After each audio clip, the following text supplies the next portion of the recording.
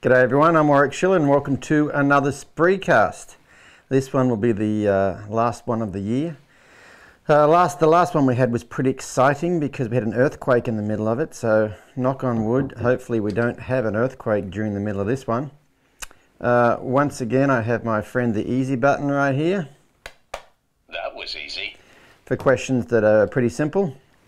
Robin's sitting over here and she's going to feed me questions. We've now got the little format thing on the screen where I can read questions off the screen here. So I'm going to kick right off with the first question, which is from Gillian Murray. And she says, I have a question related to the length of training sessions. I got carried away and ended up working on trailing my horse for over 2.5 hours without a particular break for either of us. We pause from time to time to rub and reinforce the right answer, but no longer breaks than 5 minutes. How long is too long in a training session? Is there such a thing as an optimum length, and does this vary with the age of the horse? I don't know if ever to, I don't know if there's an optimum time. I'd say there's an optimum time to quit a training session. And like in this case, if you'd spent 2.5 hours working on something or other, as soon as it got better, you could quit. I mean, you can quit anytime things get better. It doesn't matter if you start here and your horse gets worse and goes all the way to here. When your horse goes to there, you can quit as long as they're getting better. Because if they're getting better, they're figuring it out, you know what I mean? They might get confused and go backwards, okay, but as soon as they start going in the right direction, you can quit right there. There is no bad length of time to quit on, but there's a bad way to quit as far as if they're not getting it and they're getting confused or whatever and they start going backwards. Just reward the little tries going forwards again. But yeah, length of time, no, I don't think there's a really good length of time. The thing is, like I said, if you took a long time to get one little change, as soon as you got that change, you're done. If you got 2 minutes to get a little change, hey, you could probably go and get some more changes. Just all depends how things go for that session that day. Hope that helps you with that. Not a very straightforward answer, but nothing with horse training is exactly black and white sort of thing. Before I go any further, I thought I would answer a question that I was supposed to answer last time, and we ended up the Spreecast quit, so we couldn't keep going. So someone had a question about the Andalusian series. So on my online subscription, I have I've got 180 hours worth of video on there, but one of the series on there is an Andalusian horse. He was a dressage horse that came in and he had every problem under the sun. And I filmed every session with that particular horse. Well, in session, 6 or something or other, I was doing some desensitizing with him and he started to run into my space, and I said, if he gets any closer, I'm going to have to, and the next thing I appear, 20 feet away. There's a little gap in the filming, and the lady said, what did you do in there? I want to know what you did to him and how you got him out of your space. And, I realized you had to do something that was bad, so you had to cut the film. So I emailed her this week and I said, I didn't cut the film. I used to use a camera that, instead of using an SD card, had film in it, and every once in a while it would jump and carry on. It just happened to jump in that spot right there. But I imagine I was throwing the rope, whatever tools at hand you would use, but I was throwing the rope over his back and he came into my space. I probably would have just swung that tail of the rope towards his shoulder till he got back. And when the little gap appeared, when we appear again, we are much further away. So I imagine when I did that, he probably got scared and then he ran backwards and I had to go get that fixed. But anyway, that was what that one was all about. So now for this week's questions. Meg Ball. So Meg Ball, I don't know if you guys know, but I have an virtual lesson thing going now. And what people do is they send me a video, 10 minutes or less, and I will watch that video, download it, watch it, and then film over it or film a clip to go with it or whatever and explain what needs to work on it. And Meg just recently did this. But anyway, she says, a follow-up question from my virtual lesson regarding the timing of the whip over the horse's back during desensitizing. So it looked to me, just watching it, that Meg was flipping that whip over there, pausing, pulling it off, flipping it over, pausing, pulling it off, flipping it over, pausing, pulling it off. And I said I wouldn't really pause there. But anyway, so Meg says that, I'm not sure if you could see it in the video, but the pause I did when the whip was over the horse's back is because I was waiting for the tail of the whip to finish going over. So while my hand on the stick paused, the string part of the whip was still moving. She said, does that make a difference because the whip didn't pause? If I move the stick faster, it would put the tail end of the whip into the horse and make it, you know, whacking him. Yeah, okay, so I was probably misjudging the whole thing, and Meg, yeah, keep doing what you're doing. I think it's fine. I mean, I thought I was kind of nitpicking a little bit when I said that, but I just wanted people to be aware that it's something I see often, to where people, you know, they have a break in their rhythm. They'll throw something, pause, pull it off, do it, pause, pull it off. And every time there's a pause, those horses think whatever they were doing just caused the pause. Okay, so next question from Meg Ball.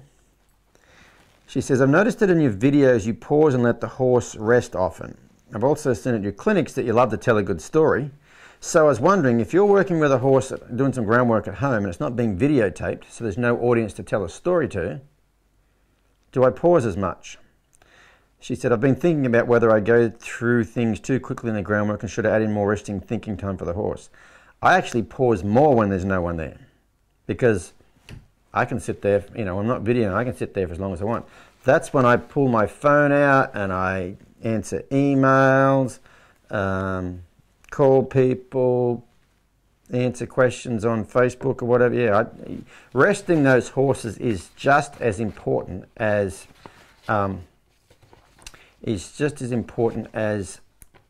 working those horses. You know what I mean? How long you're resting for is as important as how long you're working for them. And the other big thing you need to realize is where you rest them is as important as the rest itself. You know, I always pick, you know, if there's a spot in the arena where they haven't been to yet and they finally go there, I'll let them rest there a lot. You know, especially if it's the scary area or whatever. But if it's, say it's a young horse and its first few rides and it hasn't been to one end of the arena yet, when it finally gets down there, I'm going to rest it a lot. I'll probably be done for the day. Interesting, I've got a horse in right now, which will actually be, there's a video in this month's subscription, and it's, I forget what it's called. It's an eventing horse that does something. I forget what the name of the video is, I'll have to think of it, but it's one of the new ones. It's about an hour and 5 minutes long. It's quite a long one, and it's a girl named Katie and her horse Holly. And when they go out in the cross-country course, that horse will get what they call nappy, which means it'll stop and not want to go forward. And that gait's got some pretty serious, not serious gait. That horse has got some pretty good gait issues. No worse than anybody else's, but they're pretty good gait issues. And so she came for a lesson one day, and that video is a really, I love that video, the way it all turned out and what we found out about the horse. But, so that was several months ago. Well, she just brought the horse in for about 3 weeks worth of training. And I've been riding it, so it's been there about 2 weeks now. Goes home a week from, no, it goes home Christmas Eve, so it's almost been there 2.5 weeks, I suppose. But yesterday was the first day that Katie's come on a road. She's watched me ride this mare, but she hasn't actually ridden her herself. And I've been working on the gait a lot. That horse is really attracted to the gait, and it's really attracted to other horses too. And that accounts for a lot of the nappiness out on the cross-country course, you know. And so I got through all that, and I actually got through, and she was anxious, so she'd want to go fast. So I'd have to bend her to a stop and all that. So I finally got it to where she can walk, trot, canter on a loose rein. She's not dragging me to the gate, and she's not going to other horses in the arena. So she's barely broke, basically, but she's at that stage. And so then I started working on, she has some contact issues too, you know what I mean? So I started working on some of that stuff. And one day this week, the first day this week that I rode, it must have been Monday, Katie came and watched me ride her, and I was showing her the contact stuff. And so the next day she came and rode her for the first time, and when she rode her, you know, she checked on the gate, that wasn't it, she wasn't attracted to the other horses, so she walked around for a minute, and then 5 minutes later she's riding around and working on contact, and working on contact, and working on contact. And I had, when I'd ridden the day before, I said, if I'm working on contact with this mare, and working on getting a response from especially the rein aids, as soon as I get that response, I'm going to go back to the buckle and trot around for 2 minutes, a minute, whatever, just to check and make sure she's still mentally relaxed, and also to go, perfect, that was right, you know what I mean? So Katie was riding around, and within 5 minutes of getting on, she checked and made sure the horse wasn't running away. Oh, good. Then she started riding around and working on the contact stuff, but what she didn't do was release ever. I mean, she did. She released, she went from here to there. And then that was contact, and that. But she never gave a complete release. And I said to her, you need to be very, very, very careful with this horse, because this horse doesn't really know the answer yet. And I said, when you take her home, don't think you can just jump on and go and do that stuff. I mean, every time you get a response from the contact that you want, let go completely. I don't care if you let go for 5 seconds, but let go completely, because the only reason this mare is no longer going to the gate is because there's no right answer at the gate. Okay? You go to the gate, there's always work there. I said, well, you're doing the exact same thing out here in the middle right now. You trot around, and when you take a hold of that contact, you don't ever, ever let it go. And she goes, well, I was opening my fingers. I said, okay, you were pulling a lot, and then you're pulling a little less than a lot, but you're never not pulling. Does that make sense? So same thing along the lines there.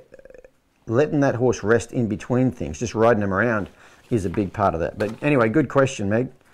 Now we've got a question from Officer Clint Bradshaw from, he's a police officer from Arizona. G'day, Clint, if you're watching.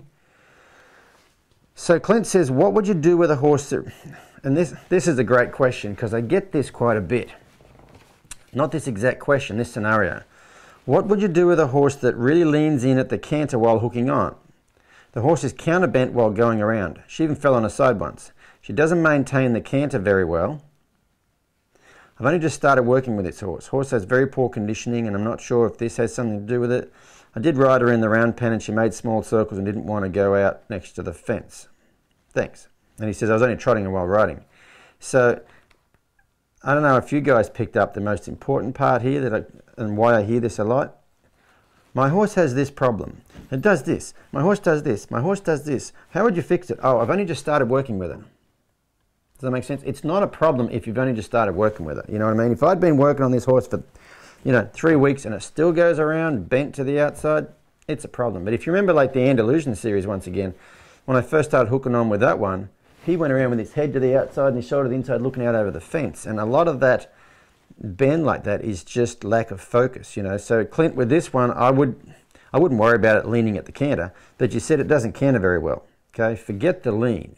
Get this horse going forward quite well, which means cantering well, and changing directions really well. In order for that horse to change directions well, it's going to have to focus on you, and in order to focus on you, it can't be looking out over the fence.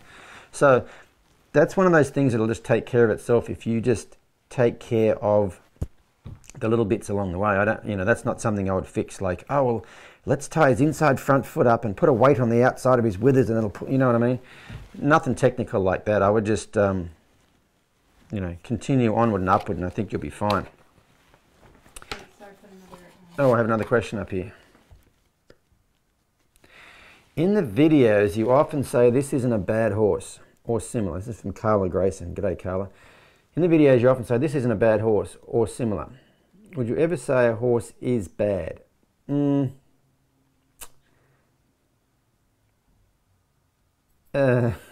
question. Rarely. I've got,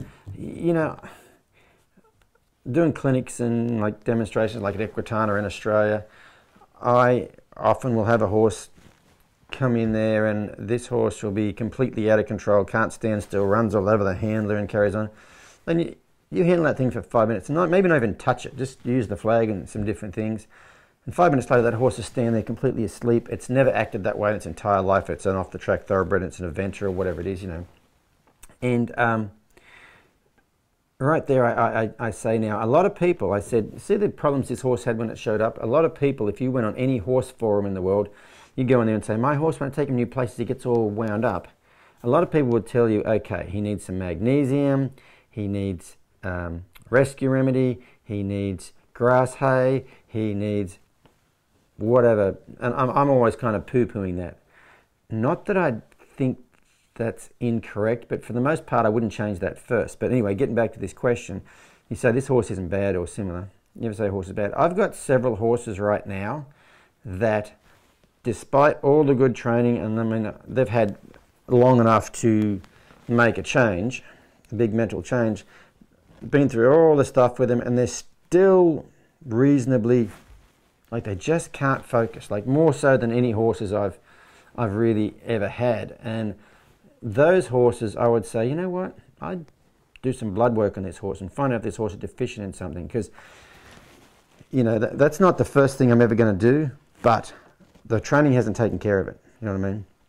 And so I would research it. So anyway, this isn't a bad horse. The reason I usually say that in those videos, because a lot of times those horses I get are bad horses. They're bolters, buckers, rarers, spookers, whatever, you know what I mean? And so, you know, every once in a while you'll have a horse that, I don't know, you know, a lot of people say to me, well, there's all this training, does it work on any horse? And I tell them, well, I don't ever say it works on any horse. It doesn't work. What this stuff will do is reveal, like peeling an onion, will reveal who that horse truly is inside. And sometimes you get to the middle and it's not the horse you'd want it to be. And rarely ever does that happen, but we've had some that, you know, you get to the middle and, you know, they're not that much of a horse. You know, they all can't be like kid proof and that sort of thing. You know, they're all not going to be just the perfect horse. But yeah, so anyway, I wouldn't say a horse is bad, but I mean, when you get to the middle, there might not be as much horse as you'd like him to be. Good question, Carla. Okay, Petra says, happy December once again. Why once again? Did she happy December me before? She was on the last one. Oh, she must have asked questions last time. Okay. Hopefully I'll ask my question right this time. Okay, so Petra must have last time asked a question and I couldn't quite understand the question. She says, I have a 6-month-old filly that I'm starting from the beginning. It's 2 weeks now that I've had her. Did you guys catch that from that Clint Bradshaw question? I've had her for 2 weeks and I don't know where this is going to go, but I've only had her for 2 weeks. So whatever it is, I wouldn't get too concerned about it. Had her for 2 weeks now and we've been doing great according to plan, catching and rubbing all over, which is great. Just started disengaging in the stall and she picks up really quickly, no worries there. Until now, when I led her from the paddock to the stall, she always was very willing to follow me around and kept slack on the rope by herself. Now, it's been 2 days and she doesn't want to follow me. If I put pressure on her, she will stand there for a while. She'll eventually move forward and then release immediately, but I have to wait for every step. It's like she's testing me. How do I get her to follow me more willingly and keep the slack? Do I continue the way I'm doing it, or do I have to wait until I'm a bit further ahead with our groundwork and do what you did with the lazy horse? She doesn't look lazy, she's just saying no. Then she says, now that I'm writing this down, it does seem she doesn't want to go away from her mates, 2 colts. Until a few days ago, she was waiting to go inside, but the last 2 days she didn't. I never catch her near the gate, I always walk straight past her and she follows. Oh, that's good. When she follows, she waits, then I catch her. Today I did the same. She wasn't standing near the gate to begin with. Anyway, so she says, sorry for a long question. Hopefully you'll push the that's easy button. See this that's easy button? You're about to hear it because you gave me the answer in the beginning of this. Okay? So halfway through this, she said, until now, when I have led her from the paddock to the stall, she was willing to follow me. Okay, so she goes from the paddock to the stall very willingly. So let's back up a bit and go further up. It's been 2 weeks now and everything's going great. But I've just started disengaging her in the stall and she picked it up really quickly. So everything was going great in the stall before because it says things are going according to plan, catching and rubbing her all over. So the stall was the place where you rubbed on her. You brought her in and you rubbed all over and you were very nice to her and it was all jolly good. You've just started doing a little bit of work with her in the stall. It doesn't matter what work it is, but it's work. And now you can't get her in there. So I don't know if you, when you wrote that, you realised it, but she's been great to lead in there until now. Well, you're going to think, what changed? What's different about the stall than it used to be? And I don't mean, is the roof taller, is the roof lower, is the window bigger? What happens between you and her in that stall? And it used to be desensitizing. It used to be nice, lovey, rubby stuff. Now she's got to do just a little bit of work and she doesn't want to go in there. So what I would do is I would do the work out there with her 2 friends. You don't need to bring her in to do the work. You know, you're not doing any hooking on or anything. You can do it anywhere. So what I would suggest, Petra, is just go out there, catch her out there, work her in there, you know, do whatever work you've got to do out there, then maybe bring her out and then rub on her. And then take her back in there and work her in there and then bring her out and then rub her. And I think that'll fix your problem up. But it's just like I said about Katie and Holly a second ago. These horses are very aware all the time of where they get worked and where they don't. And, you know, Holly's horse always wanted to go to the gate because the gate was the Holy Grail. And I got that fixed. But then Holly was going to go start teaching the gate to be the Holy Grail. Not that she's going to let a horse rest by the gate or anything, but she was... The thing about it is, if you make out in the middle of the arena, very hard work with no release, you've got to get out the gate to get home. That, by default, will make that gate good. But if you can make out in the arena, there's some work, and when they get the question right, there's a complete release. And then you do some work and you get the question right, and there's complete release. So this is kind of the same thing here, but that just goes to show you how much horses really, really notice when you apply pressure and when you don't. Okay. So Alicia Wolf. Hello, Alicia Wolf from Prince Edward Island in Canada. Another question.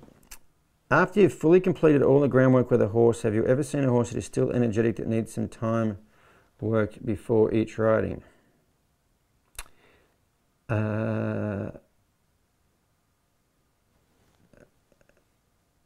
Yes and no. Because you've got to think about it. After you've fully completed all the groundwork, if I have a horse that every time I get it out is still energetic and needs some work before riding, I haven't completed all the groundwork. The groundwork is complete when I don't need to do the groundwork. You know, I come out and I go, okay, you good, can you go? And they don't just go off and run around. So, you know, I probably do that groundwork a lot longer than people think I do it for. It might be every day for 3 months. I might start to ride them in the meantime, but I don't not do the groundwork anymore till I don't need to do the groundwork anymore. So to answer your question there, Alicia, after I've fully completed the groundwork, they don't need some work before riding them. That was easy. Very good. Okay. Okay, we have a lady named Adrada from Belgium. Let's try that. Hello from Belgium. I have a pretty tiring issue with my Haflinger mare. Oh, this is a good one. I love this question. I read it before. I have a pretty tiring issue with my Haflinger mare. One of the main issues is the fact that a lot of times she won't be impressed by anything I do at all. Now, you just said anything. Okay? Anything you do at all.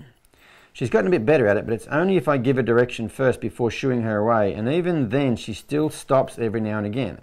Sometimes she just pretends to be a statue. She stands in her paddock, not minding me swinging my groundwork stick at her, flapping my arms, jumping up and down, and she just watches me. At a moment like that, I feel like she's looking at me as if I was an overgrown, angry rodent. It's just so frustrating at times, even though I shouldn't be. I just sit down in the middle of the paddock and sigh. Okay, so let's go over this. She's not impressed by anything you do. I tell you what, she'd be impressed by something I did, because what I wouldn't do is wave my stick at her, flap my arms and jump up and down, because none of those are getting any closer to her. Can you imagine another horse trying to get her away from its hay? It wouldn't look at her and then hop up and down and do karate kicks to the side and go, hey, hey, hey, hey, hey, get away from my hay. That horse would go, you need to get away from my hay. If you don't get away from my hay, and it would come over and it would do whatever it had to do. The reason your horse stands there and looks at you like that is because you're basically desensitizing your horse. You're supposed to be sensitizing. You're supposed to be teaching your horse to move. But what you just said what you do is, this is a good way to desensitize a horse. Take your groundwork stick and swing it around, flap your arms, jump up and down, and when she doesn't move, then stop and sit down in the paddock. That would be the best way to teach your horse to just stand there and do absolutely nothing, which is what you're doing. That's not what you want to do. Okay, just think of, you know, don't get emotional about it. Just think about, what would a horse do? Would a horse stay in this spot and just make bigger movements, or would a horse head directly towards that other horse and do something to it if it had to when it got there? You know, that's the main thing you've got to do with that. Good question, though. Okay. Oh, good question. Warwick, once you have the groundwork tools installed on a horse, are there ever horses or situations that you start with sensitizing instead of desensitizing? Such as if they're more uptight than usual, hard to keep your attention, not relaxing. Would sensitizing first get their attention, then balance up the desensitizing and sensitizing? Yes, Don. This is from Don.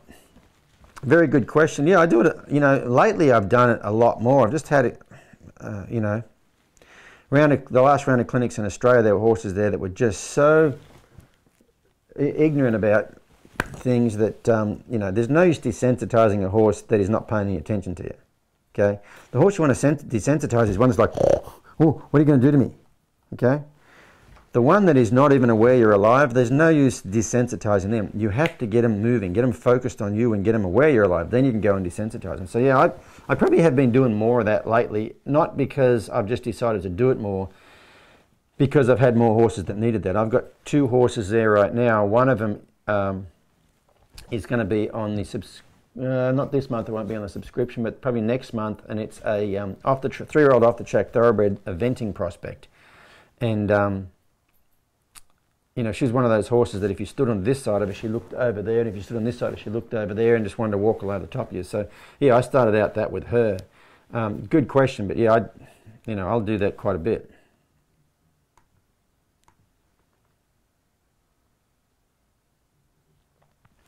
Okay, Shireen Smith. Hey, Shireen Smith, how you going? Warwick. Do you find that if you had a fully trained reiner, for example, and for whatever reason it gets turned out for, say, 12 months, do you find they lose muscle fitness and needs to be brought back into work steadily, or can you ask them to start doing everything from the first ride back? No.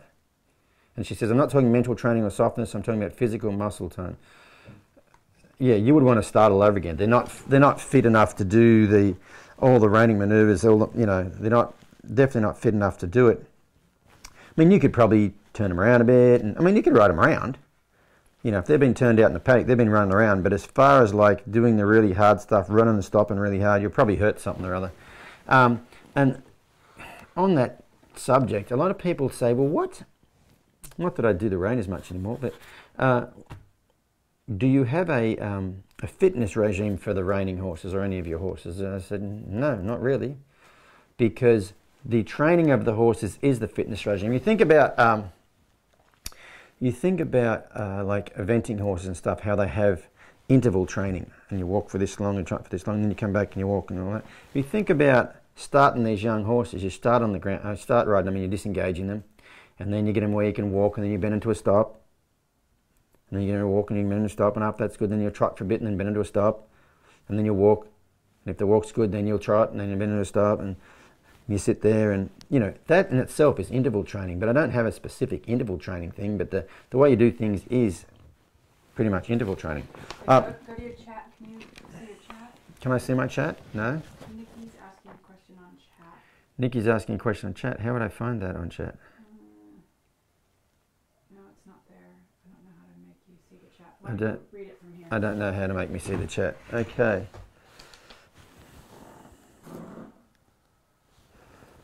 Nikki, I watched you at Equidays in New Zealand, and I have been doing some since then, somewhat, I'm not sure.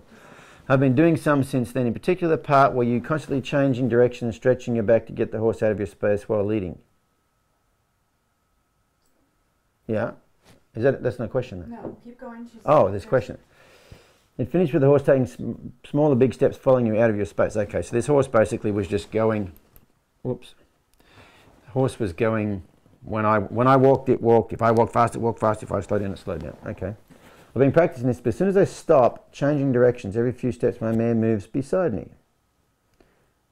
So she's out of my space but marching beside me and then gets in front of me. Well, that's when I change the directions again. I would do a real sharp turn right back towards her hind end. So if you're walking along and she gets up here beside you, do a sharp turn to your left. And as you walk back there and there's a nice big shiny horse bum in your way, move that thing out of the way. Get her to think if you can turn around and her bum's right there, you will drive it out of the way. Pretty soon she's going to take that bum tucked back there away from you. I think that's the end of the question. Yeah, I'd keep working on that. Just like I said.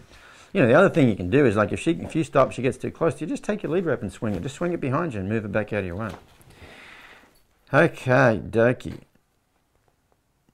Oh, here we go. So, sorry, I was talking to the lovely lady from Belgium about flapping her arms and jumping up and down. So we got that bit out of the way.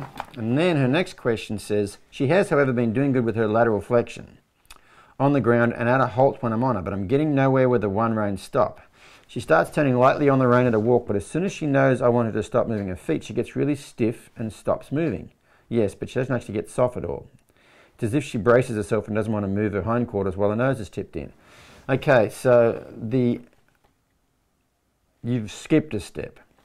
There's stuff on the ground. When you first start riding them, you want to be able to disengage them standing still. Okay, that is bending to a stop from a standstill. You haven't got that bit sorted out and wonder why you can't bend to a stop from a walk because you haven't bent to a stop from a standstill. Work on your disengaging and that you'll find the same stiffness in there. Okay? That was easy. Oh, she's got another question. Lots of questions from Belgium.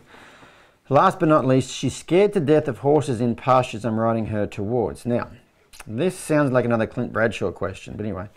She's scared to death of horses in pastures when I'm riding her towards them. Only in pastures though. I can pass other horses on trial rides as if it's nothing new. It's as if she's scared of horses without people holding them. Whenever a horse is being handled by someone, she walks past them with no sign of fear. I came across a mare that broke out of her paddock today, and my horse almost peed her pants, so to speak. She was even giving these little shakes, tensing up every now and again, prepared to do a 180 and flee the scene. Normally she'd be a bit braver if I walked alongside her, but she was really tensed up. It sounds like it's only happened once, and it was today, and the mare broke out of a pasture. So I wonder what else was going on. To me, that sounded like it's happened once.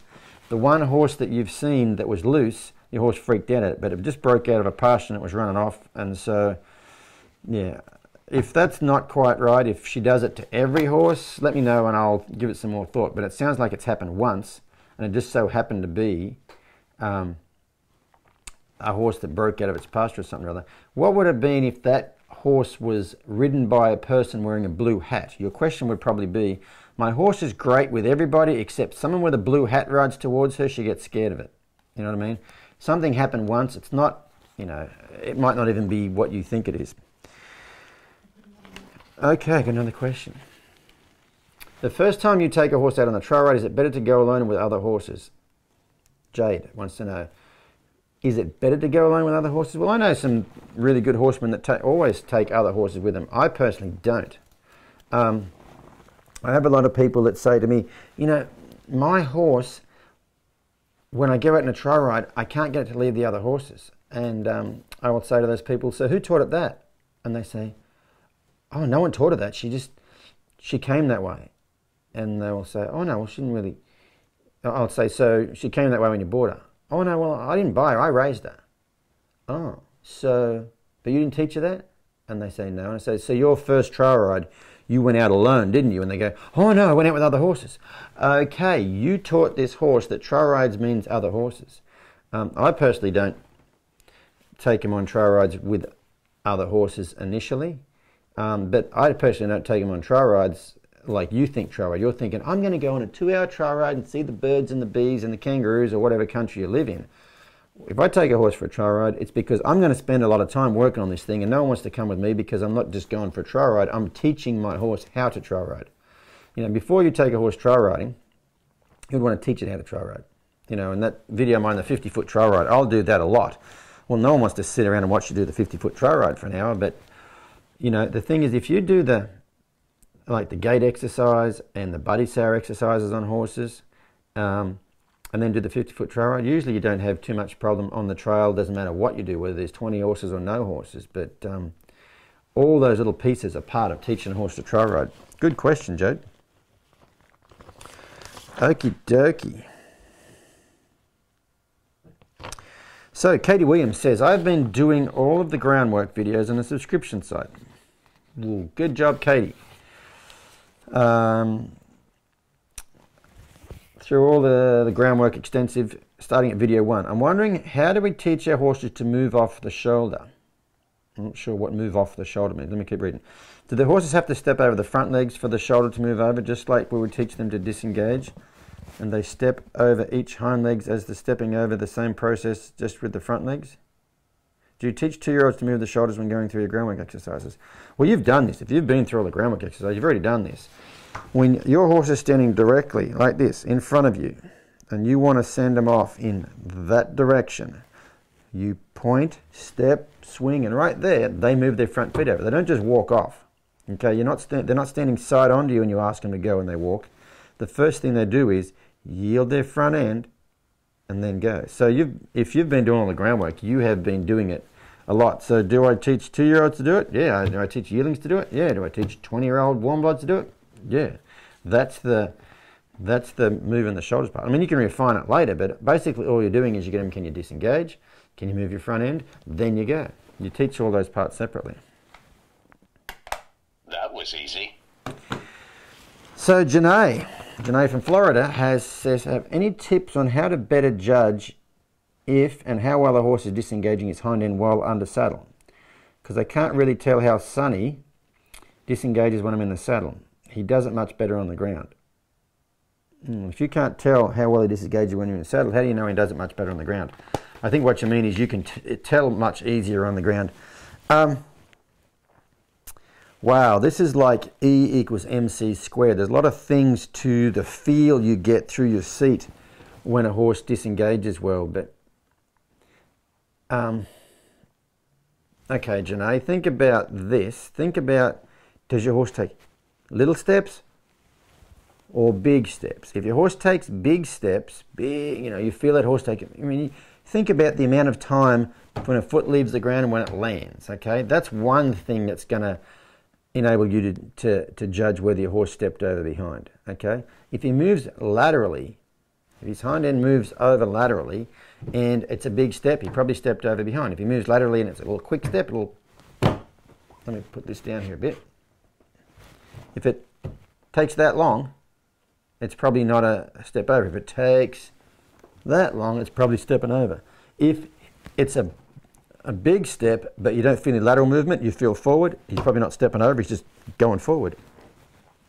Probably the best thing to do learning this stuff is have someone watch you and have him, and get your horse disengaging when it's stepping around and have him go, now, that's together, that's over, oh, that's together, and try to take what they're telling you and what you feel underneath you and put those together. That's probably the best way to do that. Okay, Melinda says, a conversation on the Pink Whip Society. Pink Whip Society is an offshoot of my Facebook group, and where it came from, where the name came from was, I had a bolting warm blood that came in last year, and the second ride I ever rode him, I rode him in the round pen with nothing on his head. And when he came in, they say he bolts. He cannot pick up a right lead. The dressage trainer hasn't cantered him for 12 months because if he canters him, he bolts. But when he did canter, he couldn't pick up a right lead. Oh, and by the way, you can't carry a dressage whip on him. So I went through all the groundwork, and the second ride I actually rode him was in the round pen. And at the end of the ride, I took the halter off. I was riding him in a rope halter. I took it off, and I walked, tried and cantered with nothing on his head while carrying this dressage whip. And the dressage whip that I had used to be red, and it was faded. And it's a red whip, but it's faded. But anyway, everybody said it was a pink whip. So the big joke was that, the reason the horse could canter on the correct lead at a canter and not bolt is because of the magical pink whip. So the pink whip's a big joke now. But anyway, so conversation on the Pink Whip Society last night got me thinking about how good is good and how do you know it's good? Warwick says you have to get the first bit good before moving to the next bit. But there are a few examples where people have gone on too early, really. They thought they had it good, but they had not. And then they had to fix it up later. I deduced that those starting out have to make the mistake of their interpretation of good so they can learn what's good later. Yeah, that's absolutely correct. Yeah, I think that's how the learning curve goes. I mean, you think you're good and then you realize you're not very good. You don't have it right. And then it gets further, and I mean, that just goes backwards and forwards. But how good is good for me? There's only two, probably you guys have probably heard this before, but there's only two things these horses have to do when you are desensitizing them, okay? They need to be relaxed. Not just standing still, but they need to be relaxed. They need to be blinking, their ears need to be moving, they need to be aware.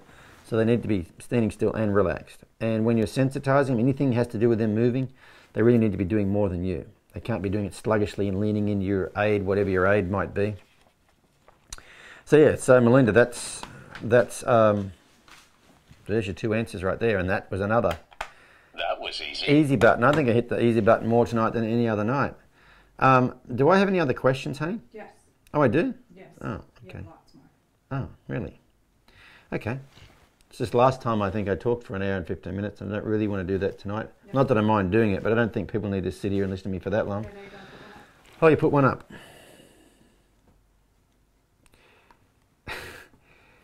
If you were doing a first ridden session on someone else's horse who hasn't been trained to bend to a stop, how would you structure the session?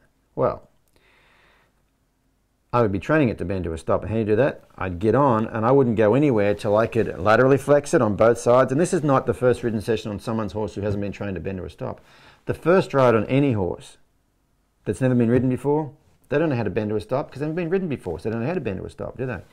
So first thing I'm going to do is work on their lateral flexion, both sides till it's really good and soft. Then I'm going to work on disengaging of both sides till they're really good and soft. Okay, that's how I'd structure the session. I've got that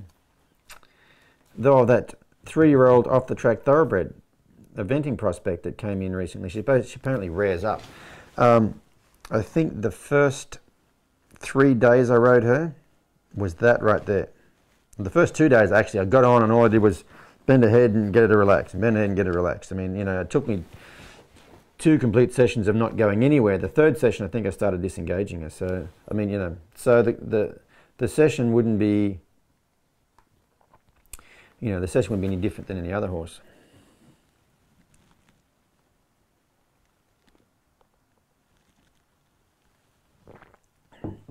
Okay, Heather Bryant says, I have a 16-year-old Mustang who I do not know any history on, but I think it was trained years ago. When lunging her in a circle, she sometimes tends to turn her head out and take off trotting with the lunge line in the other direction.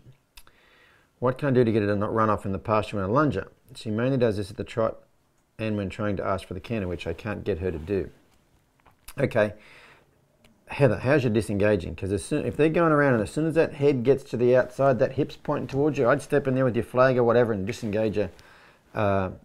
I'd step in there and disengage her right away. If you can't disengage her very good, you know, think about your disengaging as your stop.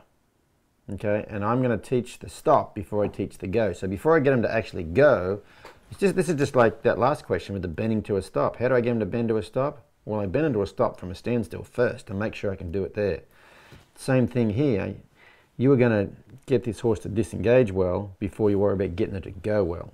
Does that make sense? And once you get it disengaging well, then ask her to go. And if you ask her to go and she even smells like she's heading off that other way, just disengage her, start again. Get her to think. The next thing she might have to do is move her hind end over and face you. Good question. Kate Dano has a question. Hello, Kate Dano. So, she says, hey Warwick, my 9-month-old colt has learned to disengage in the arena off the rope. I'm not sure what off the rope means, meaning you don't have a lead rope on it, or I'm not sure. Anyway, I'll keep reading here. Been using a leather halter because the rope one's a bit big on him. If he gets the answer to the questions that I asked, does that matter? Perhaps the answers come slower and the rope halter fits when I switch it. Yeah, doesn't matter. As opposed to the round pen loose, she said. Oh, okay. Yeah, Kate, yeah. So Kate said as opposed to in the round pen loose. So you got the lead rope on it. Yeah, it doesn't matter what you use. I mean, if your horse is good in the leather halter, that's great. You know, yeah. Wow, Kate. That was easy. That was easy.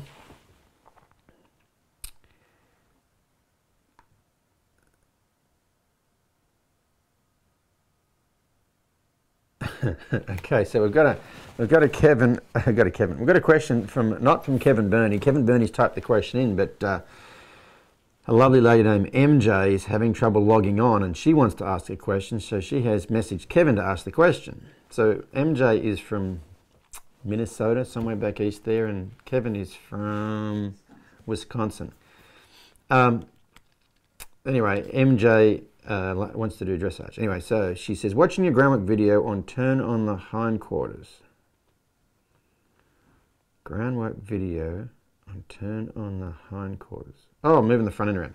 Okay, would you alter that for a walk pirouette since the hind foot should not stay planted? Wow, a walk pirouette doing groundwork. Well, MJ, the answer to your question is I've never even considered doing that, so I have no idea. I'd have to think about that, but I don't think a walk pirouette's something I would do on the ground. That wasn't that easy, but we'll give you an easy one anyway.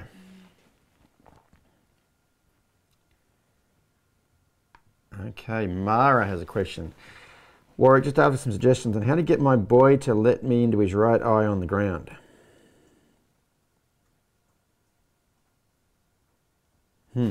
Her son doesn't let her into his right eye.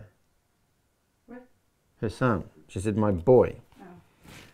Well, do you mean your horse? Because if it's your horse, that's a different case. Just a little pet peeve of mine, unless you actually gave birth to it, it's not your boy. Somebody else's boy. Okay, just after some suggestions on how to get your horse to let me into his right eye on the ground. Even when standing still, just relaxing, I always try to keep me in his right eye. I think you want, no, I can't figure out which eye it is because You want him to let you in his right eye, but now you said he keeps you in his right eye. Have to physically move his head to get. So it is the right eye. You know, one thing you can do, if you're standing there and he kind of puts his head over to the left there, you can reach under their jaw like that with your hand, just move their head over, get them where they yield their whole body, and they actually, instead of you walking around that side, they let you on that side. Just get to where you can, put your hand under his, if his head's over here and his bum's over there, put your right hand under there, move him over into his left eye, that's the easy eye, put him over there and get him to move over there. Just get to where you can manipulate that around till they get as comfortable. I mean, that's one thing you can do. There's a lot of things you can do, but just getting to where he's comfortable letting you into that side. There's a million things you can do for that. So anyway,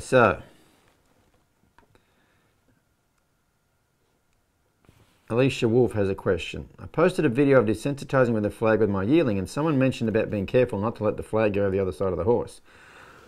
What's your thoughts on this, and if that's true, what point can you allow the flag to go over the other side?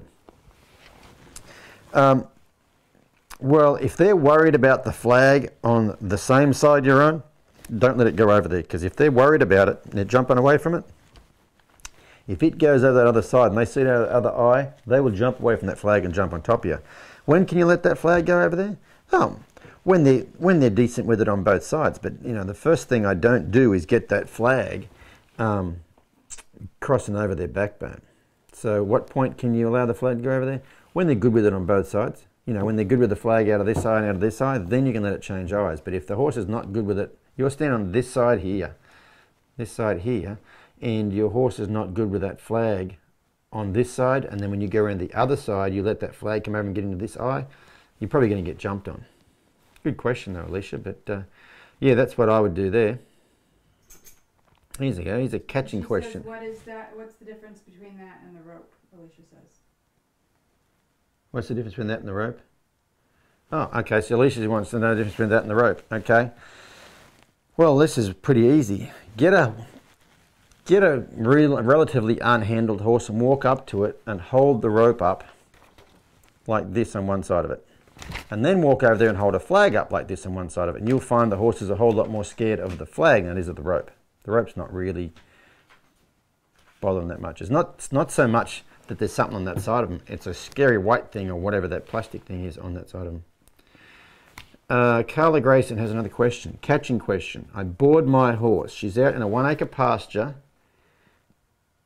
in the day. I don't have access to a round pen. Now that we've been doing some desensitizing, sometimes she takes off when I go to catch her. I desensitize in the arena, not in the paddock. I don't have the option of practicing catching in a smaller space. I've had some success with walking it down. Any other ideas? 1 acre. That's not too big. I mean, you can do it in 1 acre. I mean, basically walking them down is a bit like hooking on in a large area. I mean, 1 acre is not too bad. I mean, if there's buildings and trees and stuff she can hide behind, it's a bit tougher. But yeah, I mean, any other ideas? Basically, do a version of the hooking on, and it's more the coming to you than the driving sort of thing. You know what I mean? The reason I do the hooking on the round pen, I say you can't do the hooking on out somewhere else because you can't get all the parts of the hooking on out in a bigger area. You can get them to where they go away if they go away from you, you pressure them and they look at you, you back off, and you can get them to come to you. You can't teach them as much lateral thinking sort of stuff in a bigger area like that. But yeah, basically you're just going to do a version of the hooking on. And that is the last question. This is the last question. Well, Heather Bryan asked this question the other day, and I don't have a good answer for it. She says, I have a 5-year-old rein cow horse mare who weaves during feeding time. She started doing it with her first owner right before she sold her, and she lived in a paddock. Okay? I want to protect her knees, and I'd like to get her to stop weaving. Protect her knees? What is she, banging her knees or something? Don't know what her knees would be bothered by weaving. Anyway, or at least do it a lot less. What would you do to get this horse to stop weaving? She has a mineral and salt blocks in her stall and gets fed through a hay bag. You know, if she was weaving in the paddock, that's weird. Heather sent me this message the other day, and I texted back and I said, "Is this arthritis in the long run?" She says in her knees. Arthritis? I've never heard of arthritis from weaving, but I don't have weavers, so it could be quite common. I don't know. I had asked Heather the other day, was this horse off the track? Because a lot of those off the track horses just get, you know, mentally tortured. They're locked up in a stall, and then they go out and they run around, they come back and they're fed to the eyeballs and they're locked up in a stall. So, I don't have a really good answer for you. She only weaves during feeding time. Well, the thing I would do is don't feed her while she's weaving. I don't know. I mean, that's an interesting one. I'd like to probably talk to you a bit more about that. Does she actually weave? Does she wave her head? Does she walk? See, does she weave or does she walk backwards and forwards? Because walking backwards and forwards and weaving are two different things. You know, horses that weave stand there and do that. Does this horse just get antsy and walk backwards and forwards? If she does that, I wouldn't feed her while she was walking backwards and forwards. Anyway, yeah, contact me. Her front and back and forth. She moves her front and back and forth. Yeah, I'm still a little unsure what that one is. So message me later, Heather, and we'll Weight from one leg to the other. So shift. She does weave. She shifts weight from one leg to the other. Okay. Only during feeding time. That one's an interesting one. I'll have to think about that. I'll probably get back to you on that, Heather. But is that all the questions we have for today? Well, Carla just wanted to say, when she pushes her harder, things get real messy, and maybe I just need to stay with it longer, question mark. Pushes who harder? She was the one in the 1 acre paddock. Oh, when she pushes her harder, things get messy? Mm-hmm. What do you mean by messy, Carla? So Carla just said, like that horse that out in the 1 acre paddock, when she pushes harder, you're welcome, Katie Williams. When she pushes harder, things get messy. I'd like to know what get messy looks like. She runs and runs and runs. She runs and runs and runs and runs and runs. Okay, I would get, I don't know if there's any panels at that place. I'd get 4 panels and make a little thing about 12-foot square and feed her in that every afternoon. You're not really bribing her to get caught, but you are trying to get a routine going where she goes in there. When you show up, she'll go in there because she knows she's going to get fed there. You're not using that to catch her, but what you don't want to do is be trying to do that sort of what you're working on in a 1 acre paddock. You put pressure on her, she runs away, and she gets far enough away because she perceives she made the pressure go away. It's actually going to make things worse. So I would try to get her caught any way you can, and then, yeah, I mean, you know, it's hard when you don't have the facilities, but I'd do that, and then, you know, just start on all the groundwork, forget all the other stuff. And we're going to do one last question, because we've almost been on here an hour. Alicia Wolf has a question. I started hooking on with my yearling and he's not paying attention to me. What's the best way to deal with this? Every time he takes his attention off you, change directions. That one's really simple. That was easy. What you don't do is ask a horse to focus on you. You ask a horse to do something where they have to focus on you. But yeah, I would just change. I would, as soon as that horse loses focus, just change directions. Ask it to do something where it's got to put its focus back on you. So that's all our questions, honey? Yep. Awesome. Well, thanks so much, everybody, for joining me. I want to wish you and your family and friends and your horses a very, very Merry Christmas and a wonderful New Year.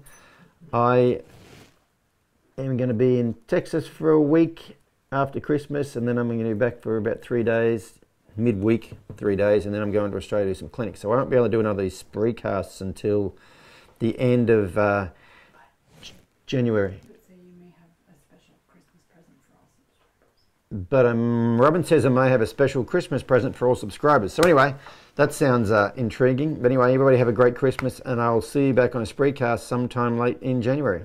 Thanks, guys. How do I turn this thing off now? Oh, right there. See you guys later.